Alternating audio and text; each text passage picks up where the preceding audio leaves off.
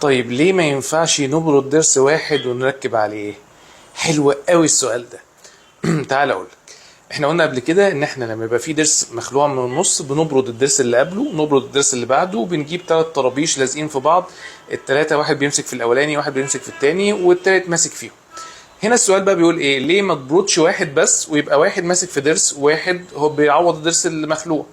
ببساطة لان ده بيعمل لنا حاجة اسمها كانتيليفر، او بيعمل لنا ليفرنج اكشن. يعني ايه ليفرنج اكشن؟ بيبقى عامل زي الرفعة، ان انا ماسك من ناحية والناحية التانية سايبة. تمام. كل ما اجي اقفل هلاقي التركيبة بتعمل كده، تعمل كده.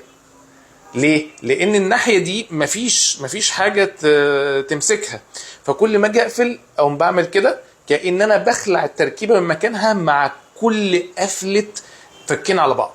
فبالتالي التركيبه دي عمرها ما بتثبت، وكل شويه تقع كل شويه تقع كل شويه تقع، لان انا كل مره بقفل انا فعليا بحاول اخلعها من مكانها. فلازم يبقى فيه ضرس ماسك في الاول وضرس ماسك في الاخر عشان قوه القفله تتوزع على الثلاثه بشكل مظبوط، فبالتالي ما يحصلش المشكله دي. انا دكتور محمد نجيب زياده، وده مركز مدرسه طب الاسنان. لو عندك اي اسئله تانية سيبها لي في الكومنتس ونجاوب عليها باذن الله. سلام.